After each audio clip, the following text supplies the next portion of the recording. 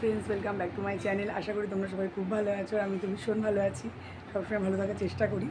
তো ওই সকাল এখন বাজে প্রায় 10:30। রান্নাবান্না সমস্ত কমপ্লিট। তো ভেবেছি যে লাস্টে একটু চাটনি করবো আম আর টমেটো দিয়ে, তো সেটাই তোমাদের সঙ্গে শেয়ার করব। তো চলো, ভালো ফোকাস নিচ্ছে না, আমি লাইটগুলো অফ করে দিয়েছি, তো সেই জন্য ভালো ফোকাস নিচ্ছে না।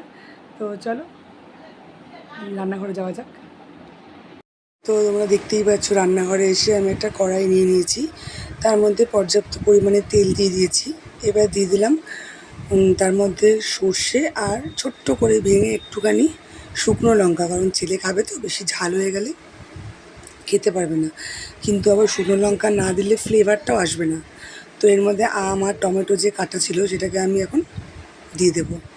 তো এটাকে নাড়াচাড়া করব, করে এর মধ্যে যে জলটা আছে সেটা শুকিয়ে যাবে। তার আগেই আমি এর মধ্যে নুন দেব, নুন আর একটু হলুদ আমি অ্যাড করব।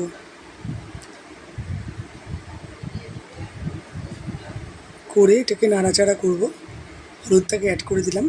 এবার এই জলটা যখন মুছে যাবে তখন আমি এর মধ্যে বেশ পরিমাণ মতন চিনি অ্যাড করে দেবো। চিনিটা অবশ্যই তোমরা কেমন খাবে, তোমাদের মিষ্টি বুঝে তোমরা চিনিটাকে অ্যাড করবে। আমি যেমন মিষ্টি খাবো সেভাবে মিষ্টি অ্যাড করব। তো আমটা খুব টক ছিল, আমি কাঁচা অবস্থায় একটু খেয়ে দেখেছি। এখানে আমি প্রায় 50 থেকে 60 গ্রাম মতন চিনি নিয়ে নিয়েছি, আর এদিকে চা বসিয়ে দিয়েছি। তোমাদের সঙ্গে চাটাও একদিন শেয়ার করব।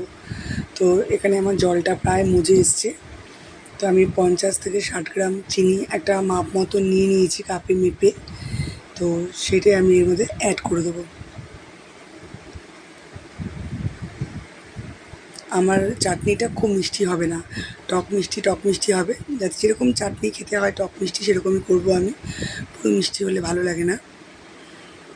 তো এইভাবে চাটনিটা আমি শেয়ার করলাম তোমাদের সঙ্গে, একদম সিম্পল, কোনো সমস্যা নেই। আর নামানোর আগে আমি একটু ভাজা মশলা এর মধ্যে অ্যাড করব। ভাজা মশলা অ্যাড করলে কি হয়, সুন্দর একটা গন্ধ আসে। আর ভাজা মশলাটাও কীভাবে করতে হয় সেটা আমি কখনো তোমাদের সঙ্গে শেয়ার করব।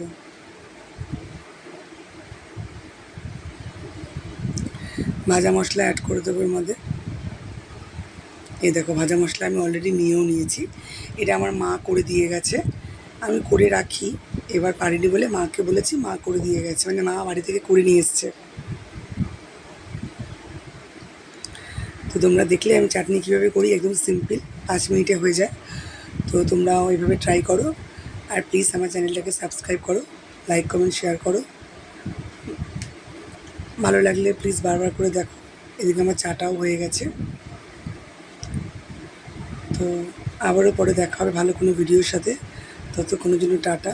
সবাই খুব ভালো থাকবে, সেফ থাকবে, আমিও ভালো আছি।